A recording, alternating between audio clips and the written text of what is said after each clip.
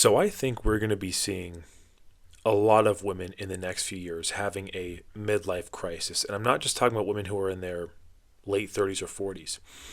I'm talking about women who are in their 20s, Gen Z women, because the mindset that I see, the behavior that I see is completely counterproductive to any form of a healthy relationship, any form of starting a family, having kids, all of it. It's completely counterproductive. And I saw a video recently that someone had actually sent to me, and it was of a woman who was in her car, taken from, I think it was social media. She was 34 years old, she said in the video, and she was crying in her vehicle about how she was that age and still single, not having a family, not having kids. And she said something in particular that really stood out to me, and that was that she was in a position where she had her own place, she had her own career, she had her own car, using that as a reason of, well, why would someone not want me? Why am I still single? Why am I in a position where I don't have a family or kids? And in a way, that tells me everything that I need to know, because she bought into this Miss Independent mindset, this kind of lifestyle, talking about how she had her own car, had her own career, had her own place, where she did not need the man. She was above the man. So probably throughout her whole 20s, she had this mindset of being Miss Independent, strong and independent. And it led her to where she is now. And another thing, I've said this in a previous video, where being a provider is a lot more than just financial. But I see women who want to take the place of what they think a provider is, thinking that because they have a well-earning job or their own place or their own car, that they don't need a relationship. They go their whole 20s with that mindset. And then they hit a point where, of course, with biological constraints, realize that they only have so much time to have a kid, and they start to panic, making videos in their cars crying, rushing to find those men who they thought were boring in their 20s, the good men who would have taken them seriously, the ones who wouldn't have cheated on them, would have been loyal, were building themselves during their 20s, that have now the good careers. They're the ones who they want now, but they were the ones who they thought were boring or not exciting enough when they were in their early 20s. And you're going to see a lot of women who are going to be in this position with the mindset I see. And a point I want to make too is, I think we'd all pretty much agree, generally speaking, women's peak attractiveness is between the ages of 20 and 25, right? So every day after 25, their desirability goes down. Where I'd argue with men, they get better. I'd even argue men get better into their 30s and 40s. Now, I was watching UFC the other day, and even world champions in their late 30s and 40s, right? So even with physical stuff, men can get better if they stay consistent in training into their 30s and 40s, whereas women have a very tight window. And the way a lot of Gen Z women are acting now, they're going to miss that window by a lot, and men are not going to want to take them seriously. And understand something too, young men are waking up and getting wiser more fast than ever before, really. Before, they would have to be dragged through divorce or a breakup or overlooking red flags to learn the hard way, to have to really kind of get the kind of knowledge. But they are wising up sooner than ever before. And they're walking away en masse. Before, men were avoiding being single. Like when I was younger and more naive, when I was in my early 20s, I thought that this idea of being successful as a man was in part being in a relationship, not being single. And I think a lot of men have woken up to that kind of stuff. I even saw a interesting perspective. It was someone I know who is a mutual friend. But there was a date that he went on, and it was with a Gen Z woman, where he took her to a very high-end restaurant. And she was ordering well above $200 worth of stuff, entrees and appetizers over and over and over, steaks, caviar, drinks, all different kinds of stuff. by the way, not finishing the food, having them take it and waste it, throw it away, or taking leftovers home. And he had told me that was, of course, the first and last time he dealt with that woman. But you have a lot of women where the entitlement is just astounding. They really think that they can just do this kind of stuff. They go their whole 20s wasting men's time, thinking they're above all these men. And then, of course, they hit the wall. Now, I'll say something right now. If I was in a position like he was in with that date, having to pay for food and this kind of stuff, I'd want to be the one hitting the wall, if you know what I mean. Make me want to physically hit a wall. But, it's something I want to say too with all this stuff, with even being able to go on dinner dates like this. Life is much easier for a woman, especially one who is attractive, right? Where they can generally get what they want based on their look. She's probably used to having guys spoil her, taking her out on dinners, giving her free gifts and stuff. Like even when I used to be active on social media when I was younger, I would see women who in their bios or descriptions on their social media, they would have links to their wish list, these online wish lists of things that they want men to gift them. A lot of these women work in lines of work like waitresses and restaurants and baristas, where they would interact with men. And you would have men get those gifts for them, which of course they should not be doing. But what they don't understand is Father Time is unbeaten. A lot of these women do not realize this until it is too late. And a perfect example of this, there's a restaurant I would go to with a couple friends of mine. One of them, if you guys are familiar with Devon, we would go to this restaurant, and the waitresses there was mostly females between the ages of 20 and 25. And I remember one of the waitresses had talked to us kind of in the middle of her shift. The two friends of mine are regulars, so they've been going there for years. They know all the employees there. But she said something that was along the lines of she would get more money in tips based on her appearance, basically, being a younger, attractive female who was around the age of 23, I believe.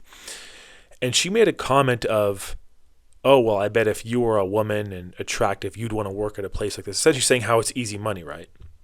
Now, what she doesn't understand is that is not going to last forever. And I'm not saying this to be rude, but I'm going to call it like I see it. And even the two buddies of mine I go there with would say the same thing.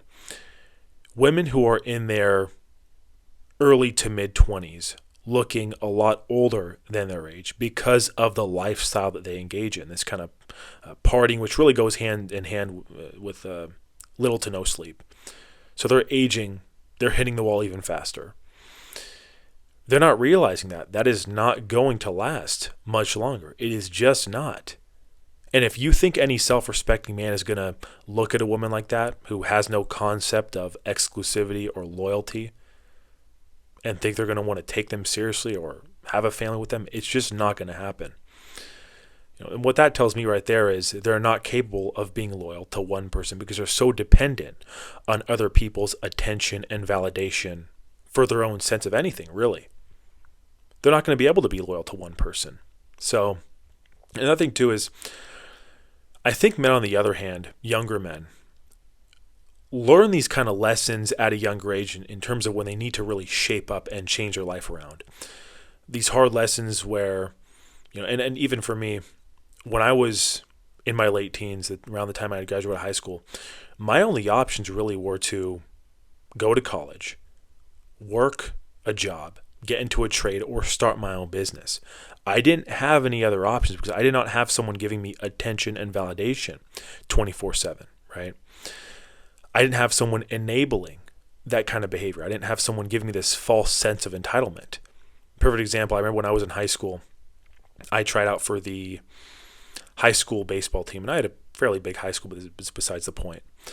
And I remember I didn't get into the team, but my point being is I learned at a young age, the world does not revolve around me. It just doesn't. And I think a lot of women have not come to that realization. They think that the world revolves around them. They think that all this entitlement, getting what they want, having their way, being strong and independent, the open disrespect that I see. Like I see a lot of women now when I'm out and about, and just the body language, the rudeness, rolling the eyes and all that kind of stuff. I don't want to have anything to do with a woman like that. But again, it's part of why you don't see men approaching women or giving them the attention like they used to. And of course, I think a big part of it is, like I mentioned, young men are waking up and getting wiser sooner than like how it was when I was younger. I saw a lot of men making these mistakes over and over and over and over again. Some of them even having their lives thrown in complete disarray with divorce and breakup and long-term relationship ending and here and there. And of course, me as a friend at the time, the best I could do was be there by their side to support them, because I couldn't even imagine what it is like going through a custody battle or divorce, financial ruin, emotional stuff, more so than anything. Having your reputation ruined potentially with gossip and slander. I don't want to see any man go through that. But my point being is, with these things and the biological constraints and the mentality that I see, you're going to see a lot of very miserable women in the next few years, if you have not already.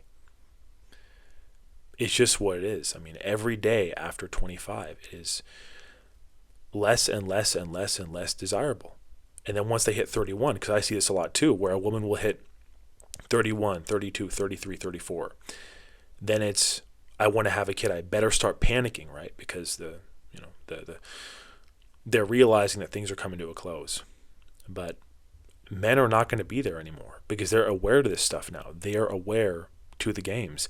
Like, I've seen women where their whole social media will be just them posting pictures and stuff like that and videos of them at the rave or at the nightclub. Throughout their whole 20s, they were doing that. And then when they reach that age, they want to scrap it and archive those posts, set it on private. But the damage has already been done. The damage has been done. Men do not want a woman with a bunch of baggage. They don't. It is what it is at this point.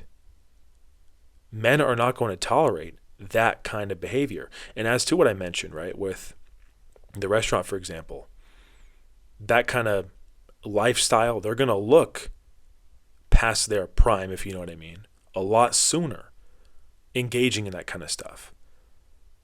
The drinking, the sleep deprivation, the partying, they're doing things that they know deep down is wrong, or they'll find out is wrong.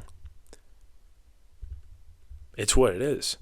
You're going to be seeing a lot of Gen Z women having this midlife crisis. I remember too, the whole term midlife crisis, funny enough, when I was younger, there was a dentist I would go to, just routine checkups, of course. But my father had a old Volvo that he used to drive, and it kind of broke down. And this was around the time he was 40, I believe. Just stopped running.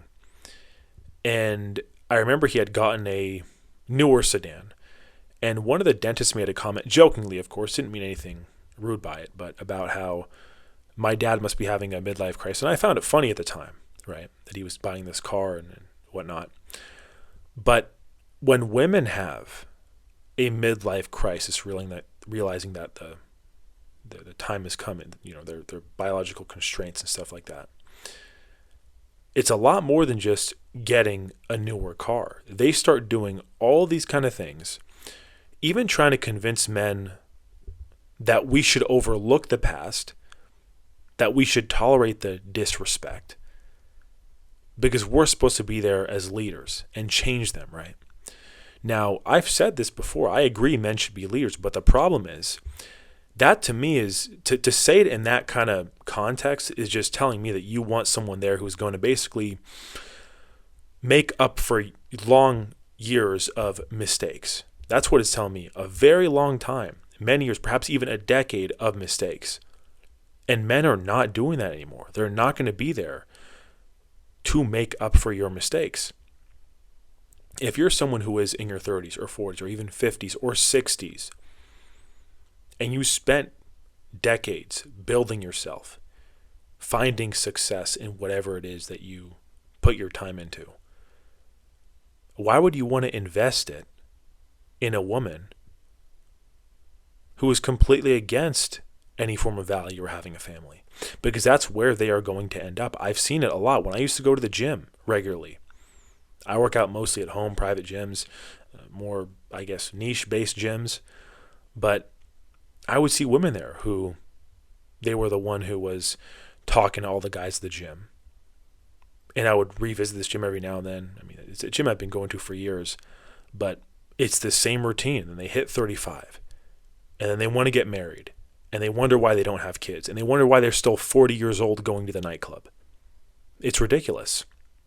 And, ultimately, it is not going to lead to family or kids or even a relationship. Certainly not one with a self-respecting man. It's not going to happen. It's just not going to happen. But before I end this video, I want to make a point here. Because of a lot of the social media stuff, dating app stuff, a lot of women have this false sense of ego, really, from the attention and validation.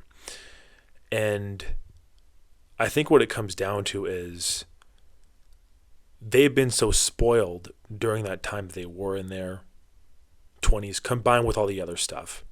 The stuff they heard when they were younger, the stuff they heard from friends, the stuff they heard from even family, perhaps, depending. Although I think, quite frankly, most grandmothers and mothers looking at the way the Gen Z women act nowadays would probably disapprove. But it's come to the point where I don't think men want anything to do with this kind of stuff. And, that's how I feel about it, guys. But as always, I appreciate you for viewing the video. Hope you guys have a good one. Thank you.